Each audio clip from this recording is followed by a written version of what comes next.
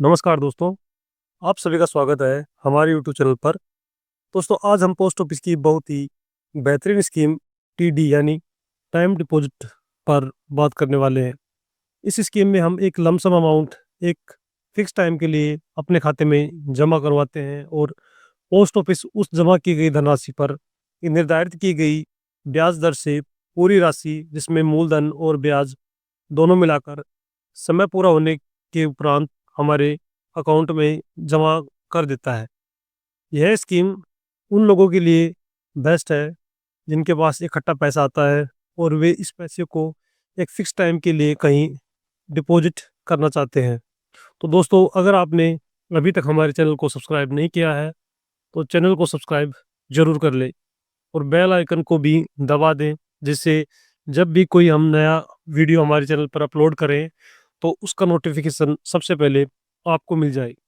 तो चलिए फटाफट से शुरू करते हैं। सबसे पहले हम बात कर लेते हैं कि पोस्ट ऑफिस की इस स्कीम में कौन-कौन अकाउंट खुलवा सकता है। स्कीम धारक भारतीय नागरिक होना चाहिए। यदि वह एनआरआई है तो वह इस स्कीम में अकाउंट नहीं खुलवा सकता। यह स्कीम केवल भारतीय नागरिकों के लिए ही बनाई गई है। इस स्कीम में माइनर और एडल्ट दोनों ही अकाउंट खुलवा सकते हैं। यानी कि अगर आपकी उम्र 18 वर्ष से कम है या 18 वर्ष से ज़्यादा है तो दोनों ही कंडीशन में आप अपना अकाउंट खुलवा सकते हो। अगर आपकी उम्र 18 वर्ष से कम है तो आप अपने पेरेंट्स के साथ अपना टाइम डिपॉजिट अकाउंट खुलवा सकते हो। इस स्कीम में सिंगल और जॉइंट दोनों ही प्रकार के अकाउंट खुलवाए जा सकते हैं। सिंगल अकाउंट व्यक्ति विशेष द्वारा खुलवाया जाता है और जॉइंट अकाउंट दोनों प्रकार का होता है। जॉइंट अकाउंट ए और joint account B. Joint account A को सभी खाताधारक जॉइंट रूप से यूज करते हैं और जॉइंट अकाउंट बी में सभी खातेदार अकाउंट को इंडिविजुअल यानी अलग अलग रूप से यूज कर सकते हैं। अगर कोई बच्चा 10 वर्ष का हो जाता है तो वह भी post office time deposit scheme के लिए अप्लाई कर सकता है। लेकिन जब वह 18 वर्ष का हो जाता है तो न्यू अकाउंट ओपनिंग फॉर्म वह फ्रेश केवाईसी डॉक्यूमेंट्स जमा कराकर माइनर अकाउंट को एडल्ट अकाउंट में कन्वर्ट करवाना बहुत ज़रूरी होता है। इसी स्कीम में 4 प्रकार के टाइम डिपॉजिट अकाउंट खुलवा सकते हो। 1 वर्ष, 2 वर्ष, 3 वर्ष और 5 वर्ष। इस स्कीम में मिनिमम 1000 से शुरुआत कर सकते हैं और इससे अधिक 100 रुपए के मल्टीपल में, जैसे 1100, 1200, 2000 और मैक्सिमम इसकी कोई लिमिट नहीं होती है। यानी मैक्सिमम आप जितना चाहे उतना अमाउंट जमा कर सकते हो। इस स्कीम में ब्याज क्वार्टरली कंपाउंडिंग होता है, यानी हर 3 महीने से ब्याज पर ब्याज लगाया जाता है और हर साल के अंत में ब्याज आपके खाते में जमा कर दिया जाता है।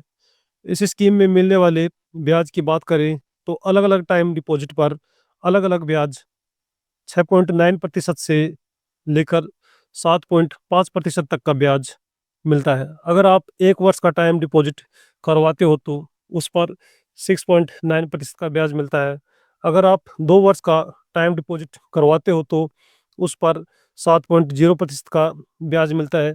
यदि आप 3 वर्ष का टाइम डिपॉजिट करवाते हो तो उस पर 7.1% का ब्याज मिलता है और यदि आप 5 वर्ष का टाइम डिपॉजिट करवाते हो तो उस पर 7.5% का ब्याज मिलता है। अगर हम इस स्कीम में मिलने वाले इनकम टैक्स छूट की बात करें तो 1 वर्ष, 2 वर्ष और 3 वर्ष की टाइम डिपॉजिट पर कोई छूट नहीं मिलती है। लेकिन यदि आप 5 वर्ष की टाइम डिपॉजिट करवाते हो तो इस पर इनकम टैक्स की सेक्शन 80C के अंतर्गत छूट दी जाती है और टीडी अकाउंट को प्लेज और ट्रांसफ़र दोनों रूप से प्रयोग में लाया जा सकता है। यानी अगर आप चाहो तो किसी लोन की सिक्योरिटी डिपॉजिट के रूप में भी टीडी को गिरवी रख सकते हो और यदि आप चाहो तो टीडी को किसी दूसरे के नाम पर ट्रांसफ़र भी कर सकते हो। अब हम देखते हैं कि टीडी को किस-किस की सिक्योरिटी के लिए गिरवी रख सकते हैं। इसमें पहले है, अगर भारत के राष्ट्रपति के नाम से या राज्य के राज्यपाल के नाम से कोई स्कीम चलाई जा रही है और आप उससे बेनिफिट या लोन लेते हो तो उसकी सिक्योरिटी के लिए आप टीडी गिरवी रख सकते हो। इसके अलावा यदि आप किसी बैंक या किसी सोसाइटी से लोन लेते हो तो उसकी सिक्योरिटी के रूप में भी टाइम डिपॉजिट को रख सकते हो। यदि आप किसी हाउसिंग कंपनी से, जो कि नेशनल हाउसिंग बैंक या गवर्नमेंट ऑफ इंडिया के द्वारा मान्यता प्राप्त हो, से लोन लेते हो तो उसकी सिक्योरिटी के लिए भी आप इसे गिरवी रख सकते हो। यानी कि होम लोन में भी आप इसे गिरवी रखकर इसके अगेंस्ट लोन ले सकते हो। अब हम बात करते हैं टीडी के प्री मेच्योर क्लोजर की, कि क्या समय पूरा होने से पहले इसका अमाउंट निकाल सकते हो। अमाउंट तो अकाउंट खुलवाने से 6 महीने तक आप किसी भी टाइम डिपॉजिट से कोई अमाउंट नहीं निकाल सकते हो। अगर आप 1 वर्ष, 2 वर्ष या 3 वर्ष की टाइम डिपॉजिट करवा रखी हो और उसे आप 6 महीने के बाद और 1 वर्ष से पहले क्लोज करवाते हो तो उस पर पोस्ट ऑफिस सेविंग अकाउंट की ब्याज दर से ब्याज दिया जाता है। अगर आप 5 वर्ष की टाइम डिपॉजिट करवा रखी है तो उसे आप 4 वर्ष से पहले प्री मैच्योर क्लोज नहीं करवा सकते हो। अगर आप इसे 4 वर्ष के बाद और 5 वर्ष से पहले प्री मैच्योर क्लोज करवाते हो तो उस पर पोस्ट ऑफिस की सेविंग अकाउंट के बराबर ब्याज दिया जाता है। अगर आप किसी टीडी को प्री मैच्योर क्लोज करवा रहे हो और क्लोज करवाने से पहले आपने टीडी की ब्याज दर से ब्याज ले लिया है, तो जब आप इसे क्लोज करवाओगे तो क्लोज करवाने के बाद आपके अमाउंट से वह एक्स्ट्रा ब्याज काट लिया जाएगा जो आपने टीडी की ब्याज दर से ब्याज लिया था। मान लो आपने 50,000 की 3 वर्ष के लिए टाइम डिपॉजिट करवा रखी थी, लेकिन आपको कोई इमरजेंसी हो गई, इसलिए आपने 18 महीनों के बाद में ही टीडी को प्री मैच्योर क्लोज करवाने का सोच लिया। लेकिन इससे पहले आपको 1 वर्ष कंप्लीट होते ही 3 वर्ष की टीडी की ब्याज रेट से ब्याज दे दिया गया था। लेकिन क्योंकि अभी आप इसे क्लोज करवा रहे हो तो आपको पोस्ट ऑफिस की सेविंग अकाउंट की इंटरेस्ट रेट से ब्याज देगा, जो कि 4% है, और 3 वर्ष की टीडी पर ब्याज देता है 7.1%। इसलिए जो भी आपको एक्स्ट्रा ब्याज दिया गया था वह ब्याज आपके अमाउंट से रिकवर कर लिया जाएगा। अब हम बात कर लेते हैं कि क्या टीडी अकाउंट को एक्सटेंड किया जा सकता है। यानी कि मान लो कि हमारी टीडी पूरी हो गई है और हमें अभी पैसे की ज़रूरत नहीं है, हम चाहते हैं कि कुछ दिन और हमारा पैसा टीडी में लगा रहे, तो क्या हम ऐसा कर सकते हैं।